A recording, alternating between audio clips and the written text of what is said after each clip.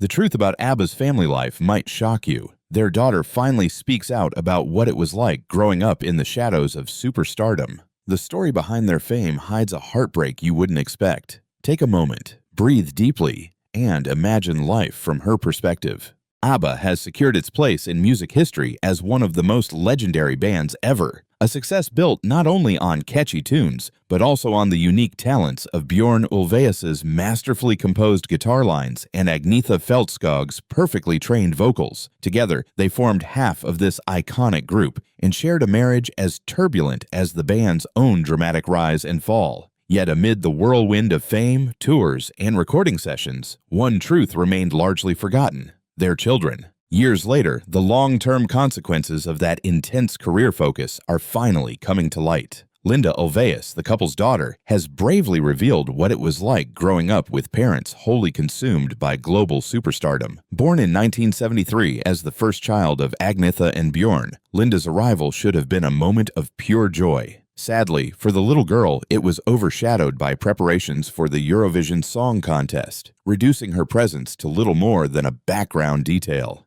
For long stretches, both Agnetha and Björn were away from home, leaving the care of young Linda primarily to their nanny. When their efforts finally bore fruit and ABBA became the first Swedish band to win Eurovision with their hit Waterloo, the parents returned, ready to embrace their child. Yet their timing was heartbreakingly off. Upon seeing them again, Linda, only 1 year old, did not recognize her own parents, an experience both agonizing and unforgettable. The couple admitted they had failed their daughter, describing the event as profoundly distressing. But the realization did not last long, as the relentless demands of their musical careers drew them away once more. Tours, recordings, and rehearsals continued, leaving Linda repeatedly in the care of others. Growing up, Linda learned that she often came second to her parents' ambitions. This was not mere speculation. Both Agnetha and Björn acknowledged it publicly. In ABBA's documentary, Agnetha openly reflected on the difficult balance between motherhood and musical stardom, admitting that although she loved her daughter, her attention was often required elsewhere, by a band that needed her in ways a child could not.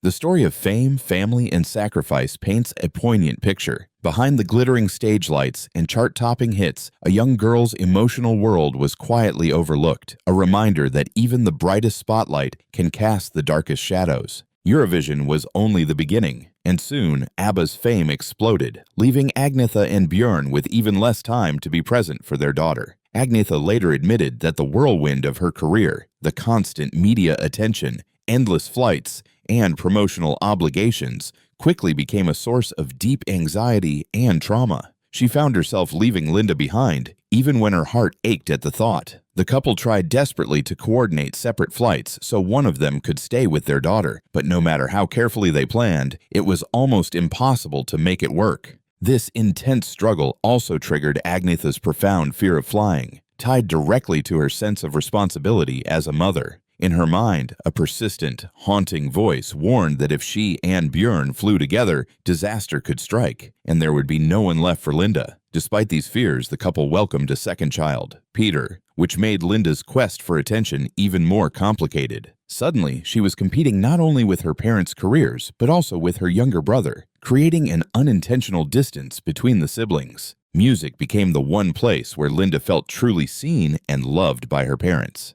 Encouraged by these rare moments of connection, she made her musical debut at the age of 8, releasing the album Nu tändas tusen julljus, Now 1,000 Christmas Candles Are Lit, which she had worked on closely with her mother the previous year. But as she stepped away from this small oasis of support, another set of challenges loomed: middle school. Being the child of global superstars meant that Linda's life at school was far from ordinary. The moment she entered class, her fame followed her, and relentless bullying began. Other kids would shout ABBA songs to mock her, leaving her deeply upset. For most teenagers, parental embarrassment is common, but for Linda, it was magnified 100-fold. In her own words, she felt intense shame over her famous parents. While many of her peers dreamed of being close to stars like Agnetha and Björn, Linda longed for distance, craving a normal life that seemed forever out of reach. The relentless teasing contributed to a difficult adolescence. She developed bulimia and struggled with a deeply unhealthy relationship with food, feeling isolated and out of place among her peers.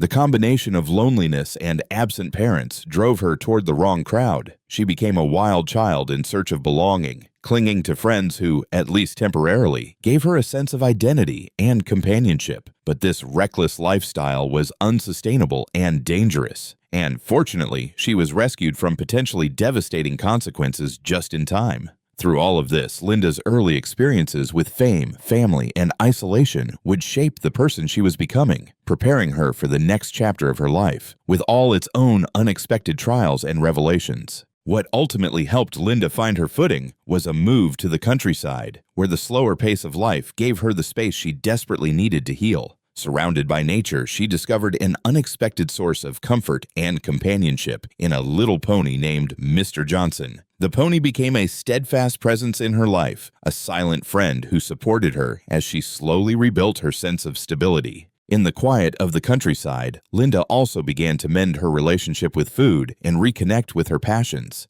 eventually discovering a love for acting. Enthusiastic and inspired, she enrolled in theater school to formally hone her craft and found herself genuinely enjoying every moment. But just as things seemed to be settling, a new challenge arose. Halfway through her studies, Linda discovered she was pregnant with her first child. The father was her boyfriend, Jens Kindgren, a down-to-earth man who worked at Vodafone. Determined to continue pursuing her dreams while embracing this new chapter, Linda stayed in school throughout her pregnancy. After giving birth to her daughter, whom she lovingly named Tilda, she decided to take a 3-year break from her studies to focus entirely on motherhood. During this period, Linda made a conscious decision she had long reflected on. She would never repeat the mistakes her own parents had made. She prioritized her daughter above all else, ensuring Tilda never felt the sense of neglect or rejection that had shadowed her own childhood. Only once her daughter was a little older did Linda feel ready to resume her education and return to acting.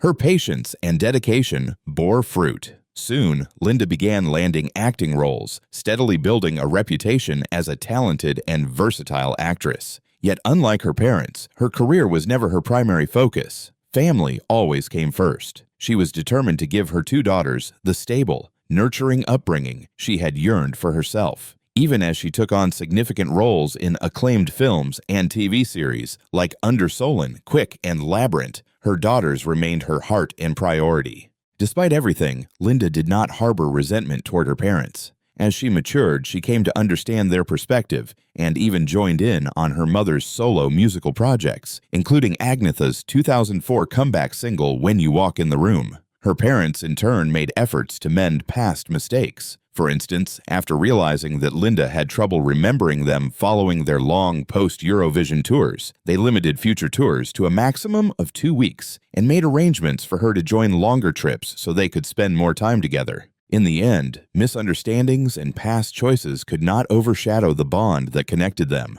What truly defined their family was the love they shared and the effort they made to be present for each other, despite all the challenges and distance that fame had once imposed. What do you think about Linda's journey and the way she balanced family and career? Share your thoughts in the comments. We'd love to hear your perspective on this incredible story.